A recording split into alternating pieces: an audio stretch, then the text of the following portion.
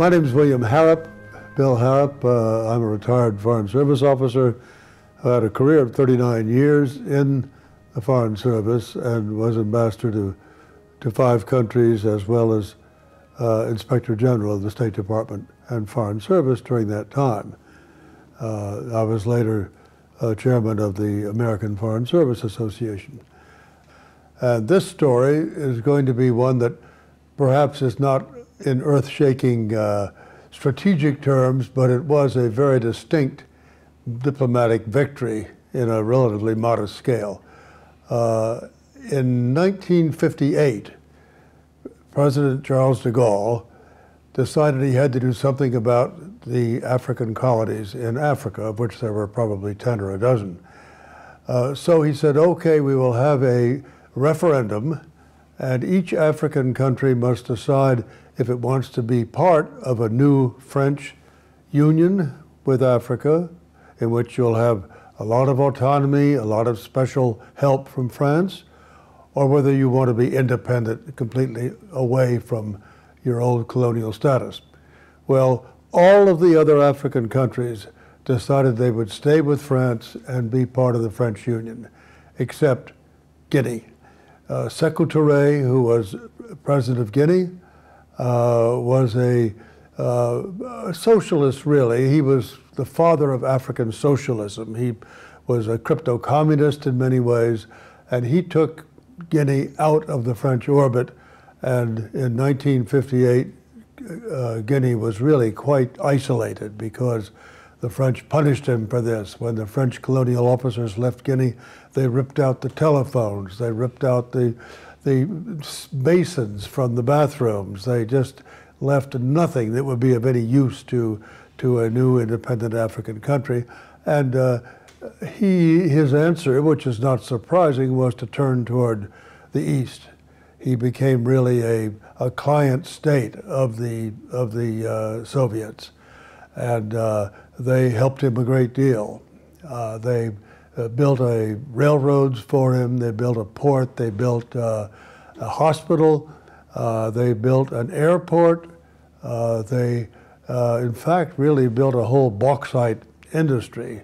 Bauxite, the ore of aluminum, is a very plentiful item in Guinea.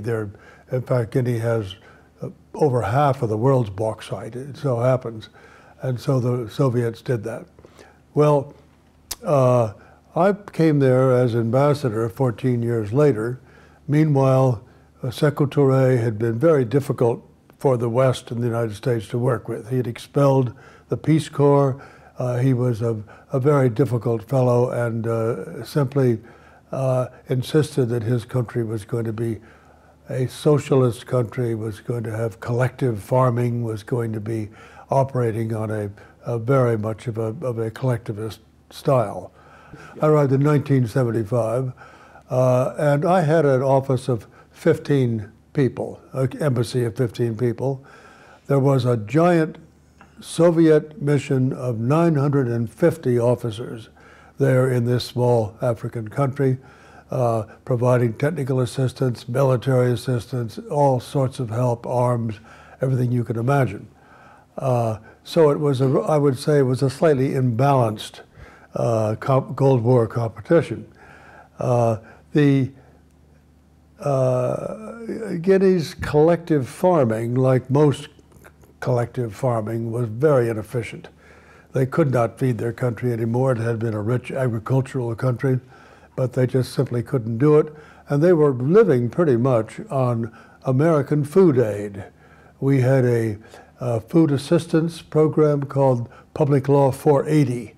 And under Public Law 480, we sold, and I put sold in quotation marks, we sold grains, commodities that we had, I must say, in surplus.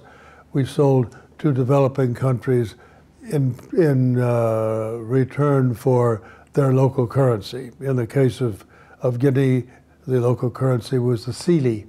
And so we had huge stocks of really non-convertible cedis because we sold them hundreds of millions, billions of dollars worth of food for their local currency, the same as the United States had huge stocks of Polish zlotys and Indian rupees for the same reason. One thing was going on which I found really quite offensive.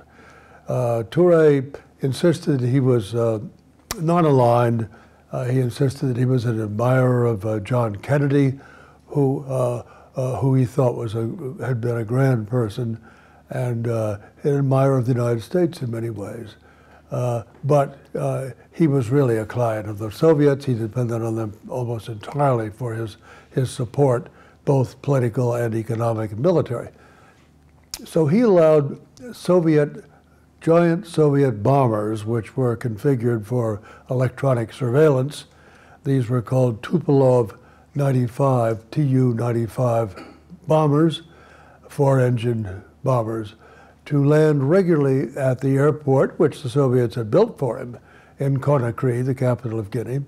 And they would then fly between Conakry and other Soviet protectorate countries, Angola and Cuba, making a regular circuit between these countries, but also flying over the North Atlantic, harassing the NATO fleets, American and Allied shipping and naval vessels in the Atlantic. And this was really quite an offensive situation. I spoke to President Touré about this, and I said, you know, really, you're taking part in the Cold War. You don't want to do this.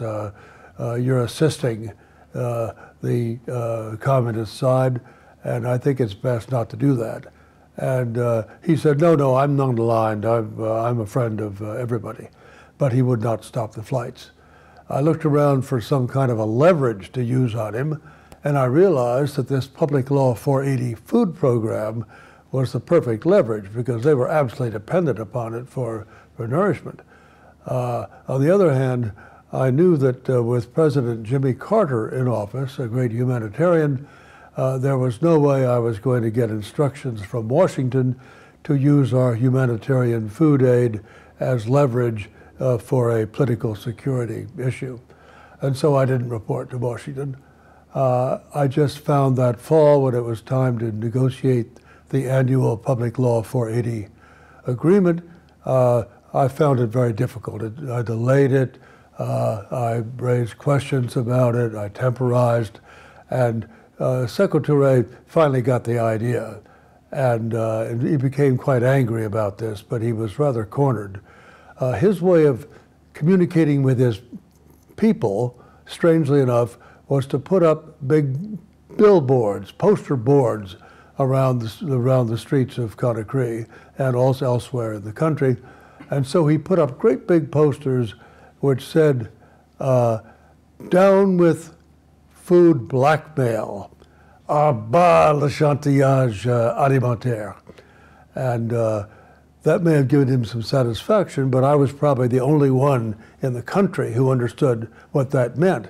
However, I kept it up and kept delaying the Public Law 480 arrangement for him, and he relented.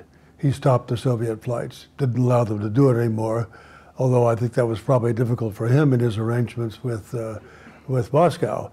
But he did that, and the NATO fleet was no longer bothered by the Tu-95s, and the episode was closed. It was a very small but really quite effective little bit of diplomacy, which I was actually quite proud of, although the Assistant Secretary for Africa when he found out about this, was very angry because he knew that the White House would not like it at all, even though it was very good for America's strategic interests.